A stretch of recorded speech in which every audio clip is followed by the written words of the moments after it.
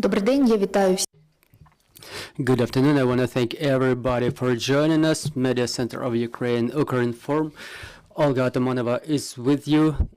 We're into year 9 of the war, and today is day 244 of the full-scale invasion of the Russian aggressor in the Ukrainian land. And I want to thank everybody who tells the world the truth about our fight for freedom. Today, our team prepared the following events for you.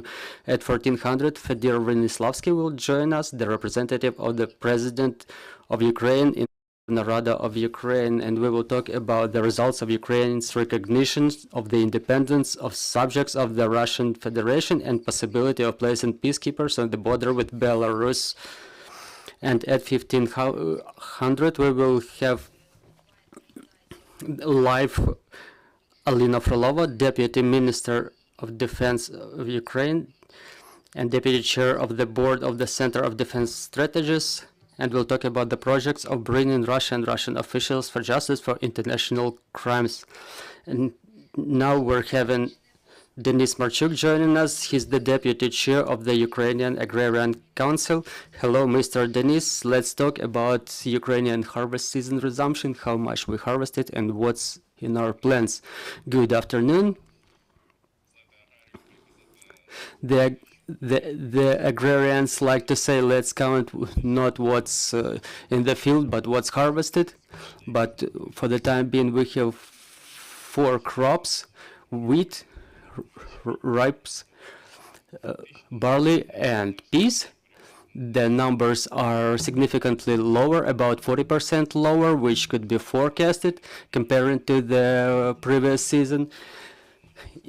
And it's a result of the occupation of the significant part of the territory, and in some cases we were late with harvesting due to the Russian aggression. Some of the products are damaged because of the war, and now we have 15.4 metric tons of wheat harvested and 260 tons of peas, and ripes is 1.15 million metric tons, which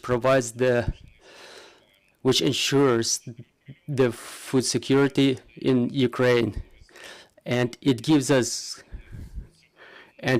grounds to think about some future export prospects.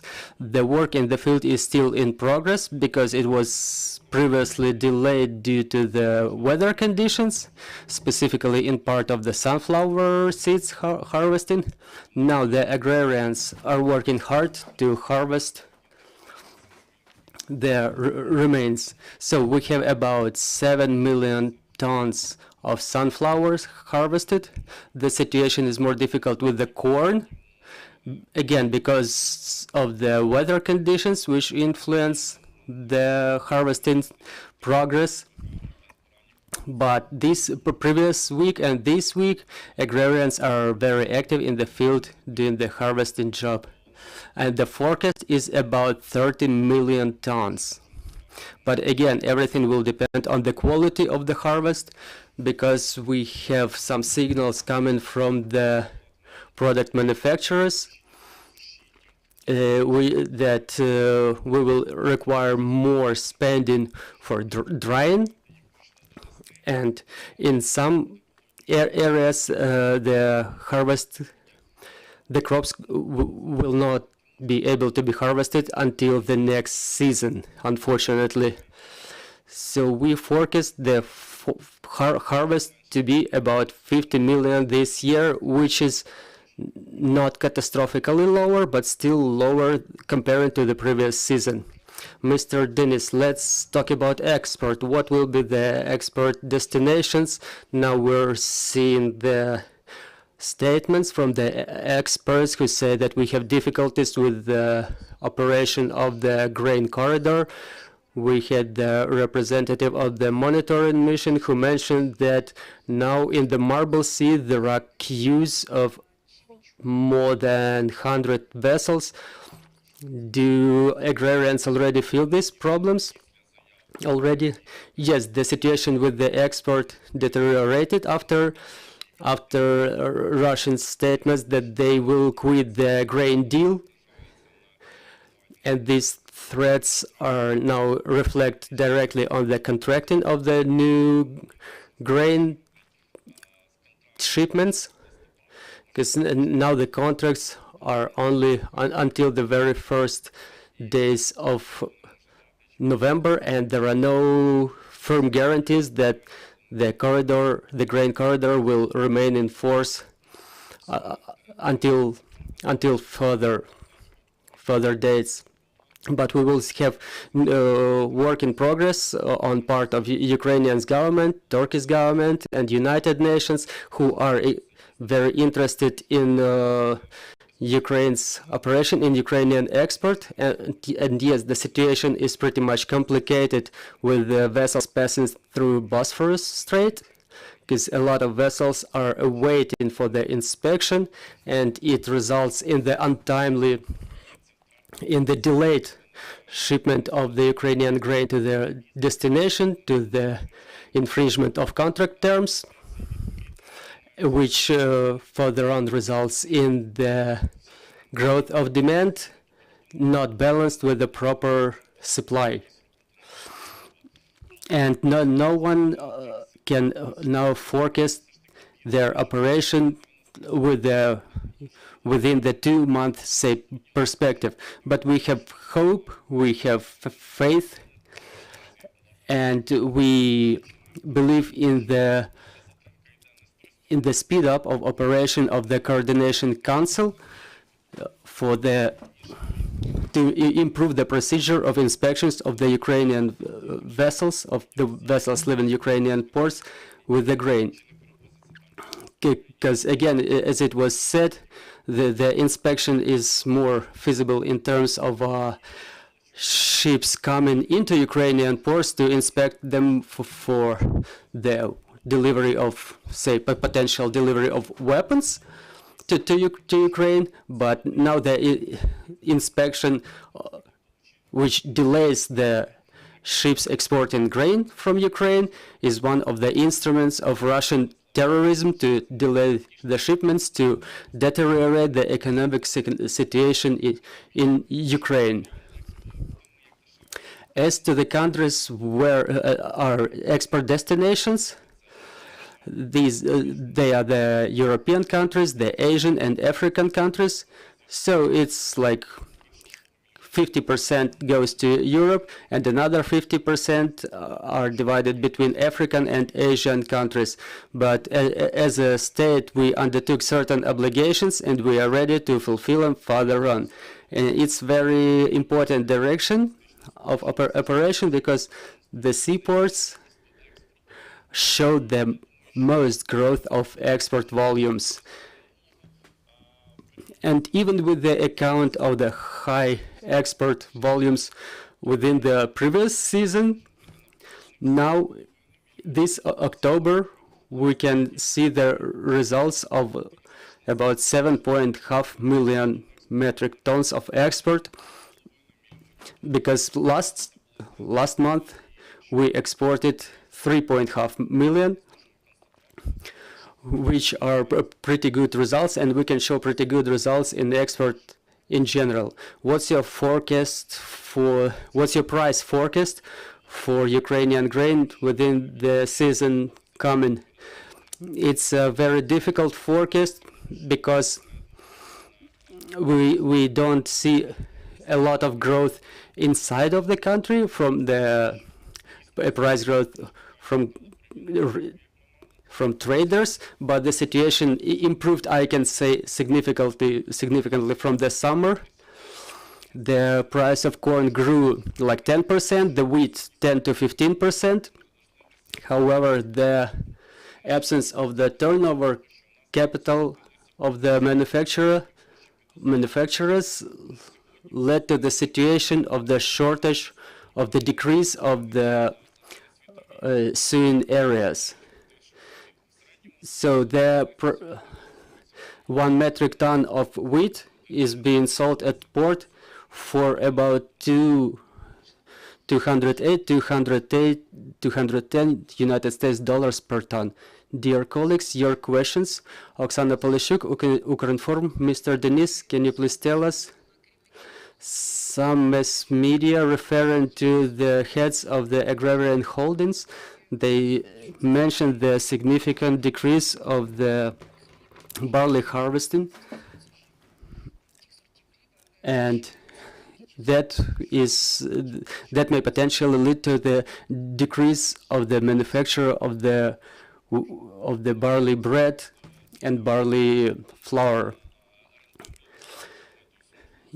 Yes, this situation depends to much extent on the return on the crop, because for different crops the expenditure for manufacturing, for the production of the crops is pretty much the same, but the realization price, the sale price in the markets may be lower, and this is how it influences Ukrainian export will still be in place, and it may potentially grow in case the price of the crop will grow on the world markets, and Ukrainian markets will react respectively. But we have to I have to emphasize, but in terms of both wheat and barley, Ukraine will be fully provided with the internal supply.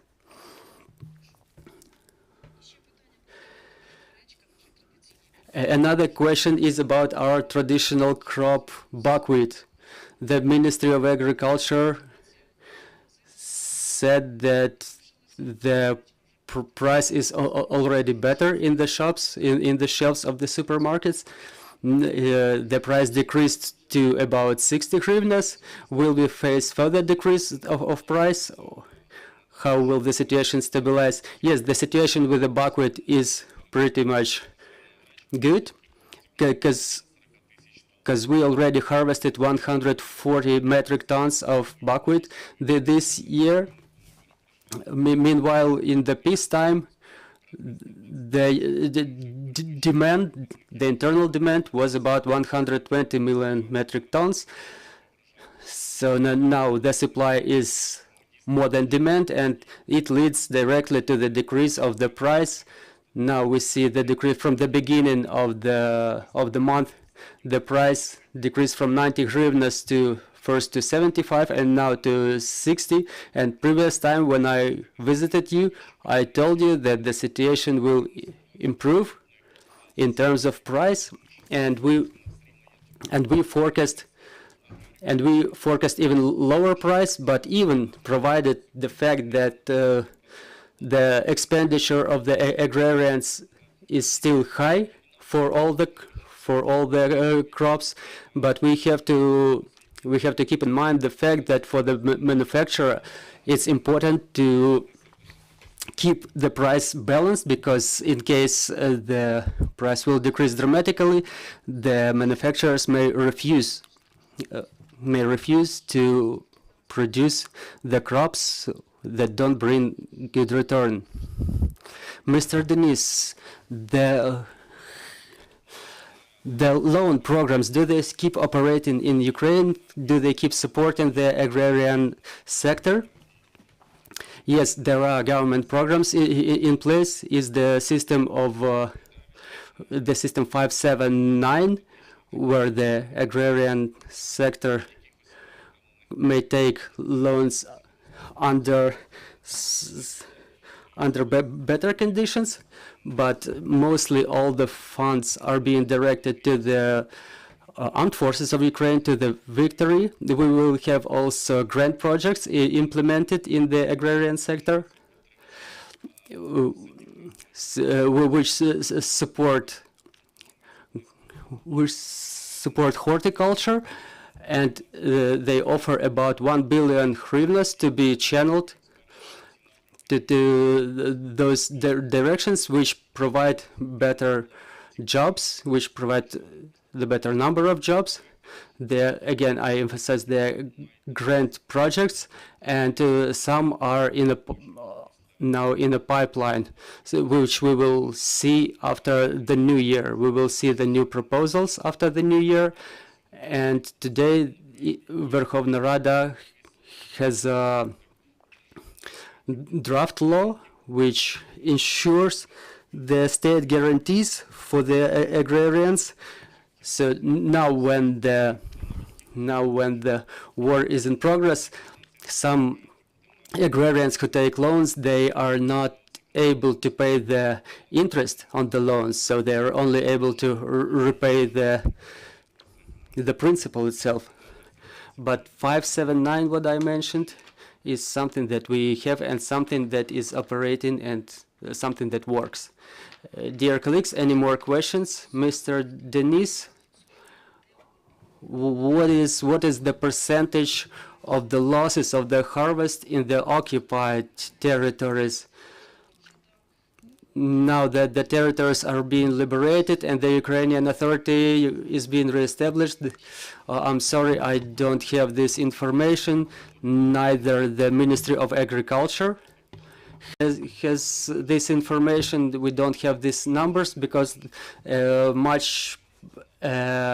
large part of the area of Kharkiv and Kherson region, which are being liberated, it's mined, and we have to do the demining should be completed, which is first of all done in some social areas like schools and residential areas, and further on we will proceed to the demining of the fields of the agricultural lands in the occupied areas.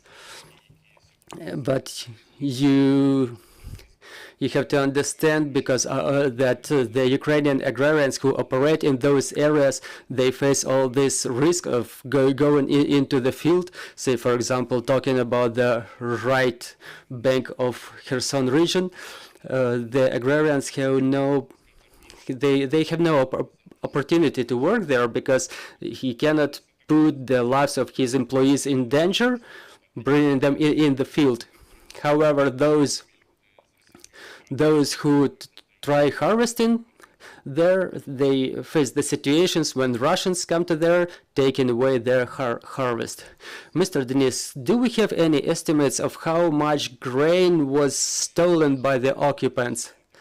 We may do these estimates only after the full deoccupation, but the numbers we have now, they equal about $500 million, which were stolen and transported out of the occupied regions, from Kherson region, from Kharkiv region, Donetsk, Lugansk region, where a lot of cases of such pillage was recorded. We just have to record those losses, to document all that information, and now Ukrainian Agrarian Council has a joint project with USAID who record and document all those losses by the calls of the Ukrainian agrarians, so that they provide the records in video and the documented format. They make pictures of, say, grain elevators destroyed, some farms destroyed, and that will further result in the claims for reparations to the aggressor. I know that Mr. Yermak now heads a section in the office on the president, which is directly involved in this work on submitting these applications for claims. We have more than 100 applications for the time being. I can give you the telephone number of the lawyer who is directly involved in this job. I want to thank you. I will remind you, we had Denis Marchuk with us, Deputy Head of Ukrainian Agrarian Council. Dear colleagues, our next briefing is 1400, and we will have Fedor Venislavsky with us. Stay with us.